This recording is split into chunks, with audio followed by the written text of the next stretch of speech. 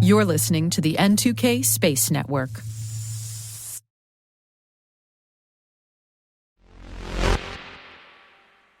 You could cut the tension with a knife in the mission control room at Japan's iSpace today as the company eagerly awaited confirmation of the Hakuto-R's lunar landing. The live feed cut to ads while they looked for a sign of successful touchdown, leaving viewers on the edge of their seats, waiting for word, any word, that they'd heard from the spacecraft. Unfortunately, iSpace lost communication with their vehicle, and as of the time of this recording anyway, it is assumed that the mission was not successful. We're not kidding when we say space is hard. T-minus 20 seconds to LOS T-dress. Go for deploy. Today is April 25th, 2023. I'm Maria Varmazes, and this is T-minus.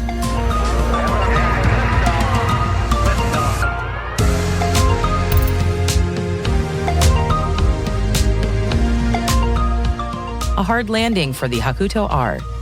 U.S.-South Korea in space agreement. More announcements from China's space conference. A collection of SpaceX news. And some price outs for space debris removal. And my conversation with Severin Blenkush, managing partner of the Space Advisory Group, all about how to do business with the government. You don't want to miss it, so stay tuned.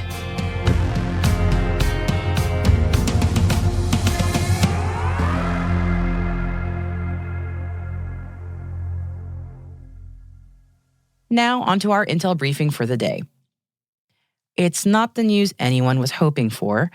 The highly anticipated landing of the first private craft on the lunar surface with the Hakuto-R mission of Japan's iSpace did not go as planned. After the Hakuto-R's landing attempt, engineering teams here on Earth have not been able to make contact with the craft again. Takeshi Hakamada, iSpace's CEO, had to give the unfortunate news. We have to assume that we could not complete the landing on the lunar surface. NASA and South Korea's science agency are signing an agreement to boost the U.S. and South Korea's cooperation in outer space. The agreement affirms the countries aim to work together on several areas, such as space communications, space-based navigation, and research on the moon. South Korea has been developing its own space and launch capabilities while aligning itself closer to U.S. space efforts. Seoul signed the Artemis Accords, a U.S.-led bilateral pact charting norms of behavior in space and on the moon's surface, and last year launched its Korea Pathfinder lunar orbiter aboard a SpaceX rocket to conduct science observations in the moon's orbit. China's National Space Administration has said that future Chang'e missions will include exploring long-term human habitation on the moon. China Daily reports that the country's space agency is exploring 3D printing technology to build structures on the lunar surface. Previous missions have already studied regolith, laying the foundation for lunar soil bricks. China plans to launch humans to the moon by 2030. And staying in China, the country says its Mars rover Zhurong has failed to wake up from a planned hibernation during the red planet's winter. State media reports that a larger-than-expected buildup of dust has likely hampered the solar-powered rover's ability to generate electricity.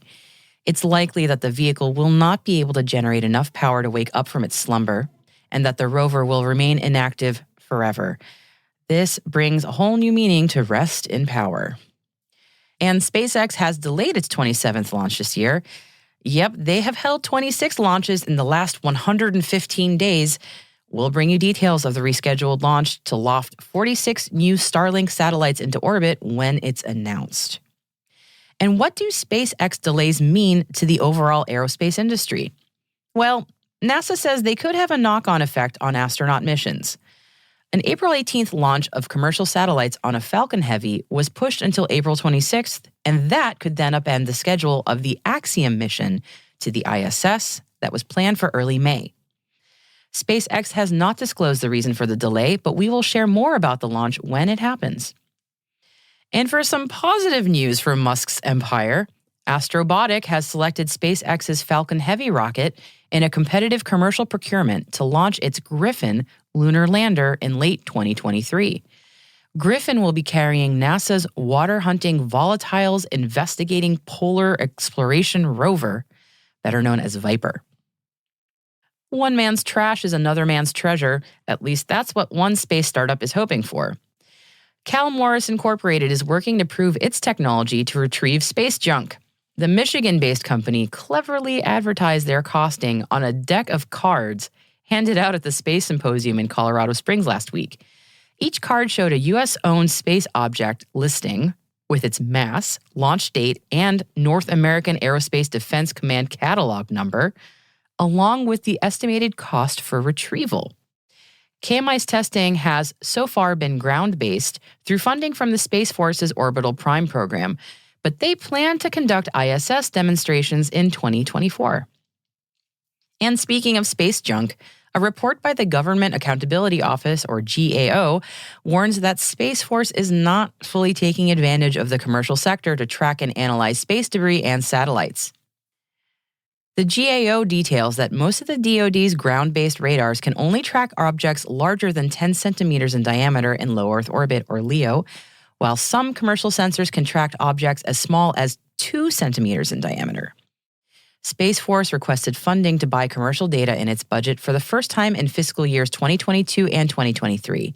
About $20 million was budgeted in 2023 for commercial space situational awareness, or SSA, data purchases, and a total of about $110 million for fiscal years 2023 through 2027. And continuing with object tracking in space, French space agency CNES has announced a consortium led by Ariane Group to improve SSA capabilities. Eutelsat and Magellan make up the other organizations involved in the project. Ariane Group will provide space surveillance services from its network of 15 ground telescopes, and Eutelsat will operate a new space sensor to connect the system. The project is part of the France 2030 National Investment Plan.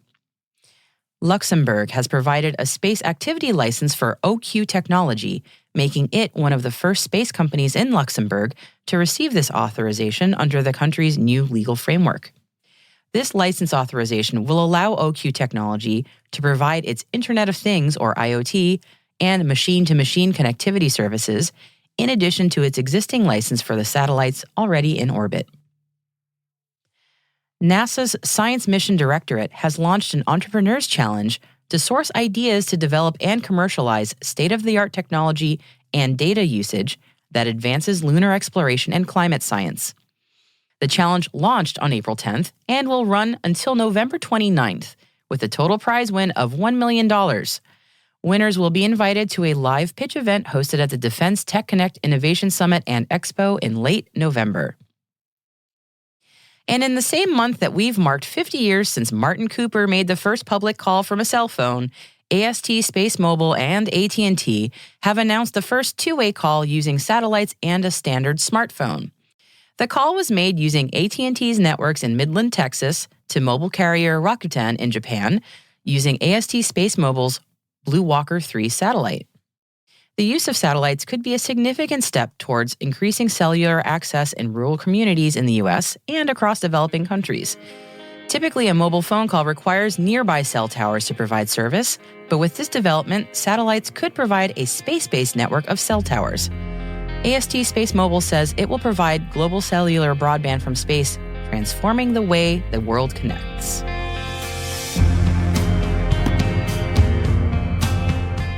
And that's our briefing for today.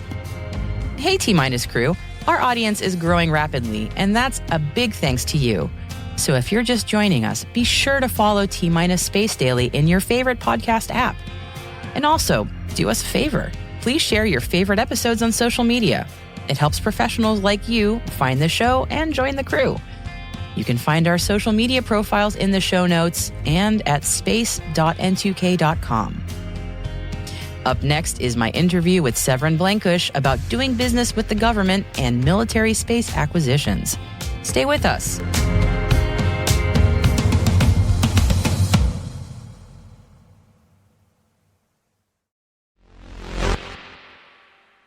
When you're building space systems, there's a good chance you're working with the military. The military space acquisition process, though, is not always the easiest thing to understand if you're not already familiar with it. And so it helps a lot to have a guide to walk you through it. And that's who I'm speaking with today. Good morning, everybody. My name is Severin Blenkush. I'm a 27-year Air Force veteran. I was in contracting and acquisition the entire time.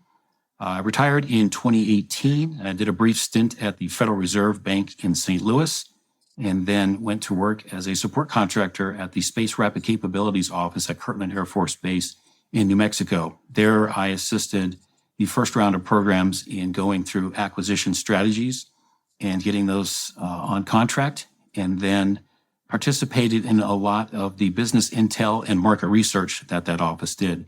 And while there, got really involved with the startup and innovation community in the space arena. And so for about the last year and a half, Andrew Bossert and I have been the co-founders of Space Advisory Group, a boutique advisory firm that specializes in primarily small and startup companies in the space ecosphere. We help them understand how to do business with the government, and that involves a lot of things, going through silver-sitter process, as well as putting the message together, establishing a good use case, and then putting that into a package that the government can understand. And thank you so much for joining me today. When you have a new client onboarding, what are some common challenges that you see them encountering? So a lot of the clients, they are very excited about the amount of money that the Space Force is investing into research and development. So that is put forth through the SBIR and the STTR programs, the Small Business Innovation Research programs, and primarily run through SpaceWorks, is who administers that program on behalf of the Space Force. So the companies are very excited to get a contract, and they're even more excited about the prospect of that R&D contract leading into what folks sometimes call a real contract or a program of record. And what most companies don't understand is that leap or that transition from the R&D contract into an actual contract. And most of that misunderstanding centers around the budgeting process that the Department of the Air Force, which includes the Space Force, has to go through to actually fund a program. Could you go into a little detail about that? Because what does that mean exactly? Yeah. So after your super contract is over, everyone's familiar with the term, the valley of death. So when your R&D funds run out, then you are hopeful to get a real contract to replace those R&D funds. And the real contracts go through a budgeting process that requires having a requirement approved and then funds assigned to that. And this is generally a 2 to 3 year process within the DoD as a whole. So that's not an amount of time that most companies are prepared to wait for either that perfect requirement to come their way. There's a couple other avenues. Sometimes there's fallout funds, and hopefully I'm using some terms that a handful of folks will recognize. But there is a little bit of leeway for leadership to reallocate some funds. Those opportunities are few and far between, and it really involves a lot of maneuvering on the government's part. So, it seems like just awareness of this pitfall sort of is half the battle there. But, is there anything that, if say I'm a small space startup and, I'm really excited, I've got this funding and I'm really jazzed about my technology, but I'm staring down that valley of death. Like you mentioned that there are some avenues, but maybe not a whole lot. Is there anything you can do to try and avoid and pivot out of there? Or? No, a lot of it involves in the amount of outreach that the company is willing to do to members of the Space Force. So, to start with, your small company has to have a solution that's actually solving a problem. So, there are a lot of good ideas out there, and not every good idea actually has a problem that the Space Force is prepared to put money against. So understanding whose problem, what problem, and then approaching that particular office or organization with your solution is a really good way to get, awareness. And sometimes with awareness comes an ability for funds to accompany. But you definitely have to be addressing somebody's problem. That makes a lot of sense. And certainly, even if you're working, I would imagine pitching to the private sector, it's sort of similar ideas apply. You got to be solving a problem that resonates with the market you're trying to sell to. So, oh yeah, customer discovery. Yep. All right, I'm gonna switch gears for a second, and I want to pick up on something that we talked about right before we started the interview. D2P2. What is that? Can you walk me through that? Sure. The direct to phase 2, and so this morning, the Air Force released this round of their open topic direct to phase 2. So the open topic meaning that any good idea is allowed to apply versus a specific topic where the Air Force or the Space Force or any DoD component has ID'd a specific problem and they want an answer to that. So open topic, any good idea is eligible to apply. The direct to phase 2 gives the proposer an opportunity to either take credit for an already performed phase 1 effort that is similar in scope to what they are proposing in the phase 2, or have already completed some type of work that would amount to progress that would be made during a phase 1. So the phase 2s are a little bit farther beyond, hey, I've got a great idea, let me find somebody who might have a problem that I can solve with this good idea, to moving more into, hey, I've identified some folks that have a problem, and I'm going to mature my idea into, say maybe a prototype. But in space, for the amount of money on a D2P2, prototypes are not realistic. But if you have some solid designs or a good ConOps on how your technology is going to help solve that problem, that's a good avenue for a direct to phase 2 open topic. Cool. So say you apply. I don't know if that's the right word, but you sign up, apply for D2P2. What happens next? So the long pole in the open topic direct to phase 2 is to find a government customer or end user. And the end user is the organization that actually is going to be able to take advantage of that good idea capability. The customer is the acquisition organization who has the ability to put stuff on contract and has a budget to do so.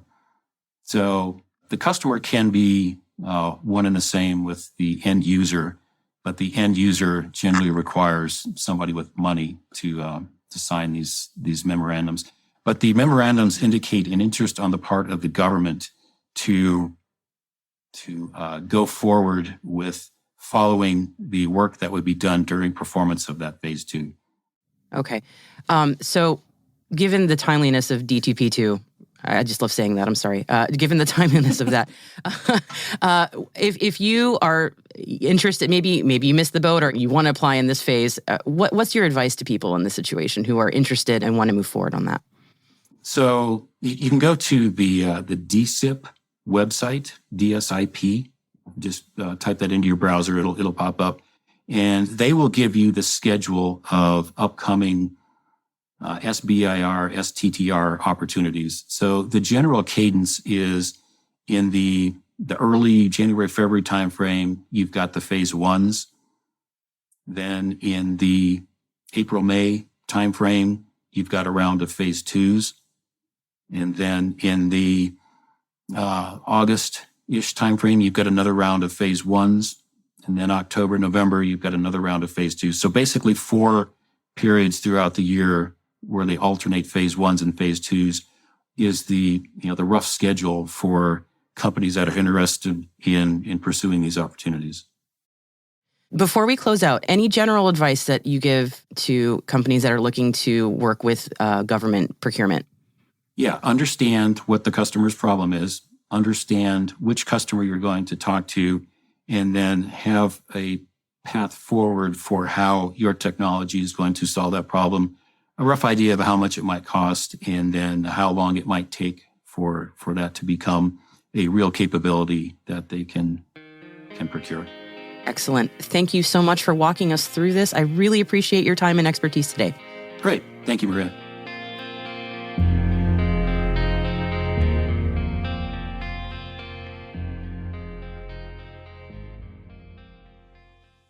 We'll be right back.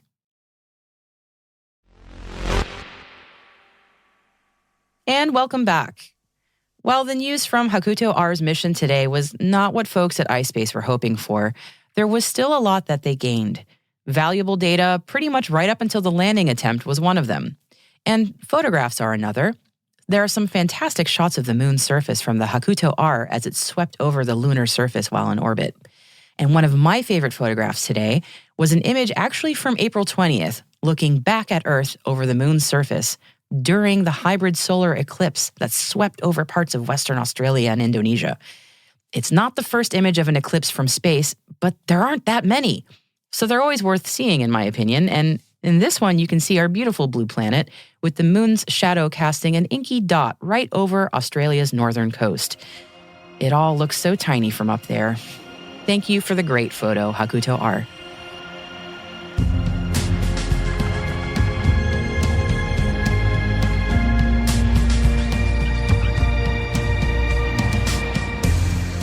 And that's it for T- for April 25th, 2023.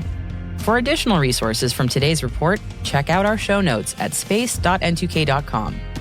We're privileged that N2K and podcasts like T- are part of the daily routine of many of the most influential leaders and operators in the public and private sector, from the Fortune 500 to many of the world's preeminent intelligence and law enforcement agencies. This episode was produced by Alice Carruth, mixing by Elliot Peltzman and Trey Hester, with original music and sound design by Elliot Peltzman. Our executive producer is Brandon Karpf, and I'm Maria Varmazes. Thanks for listening.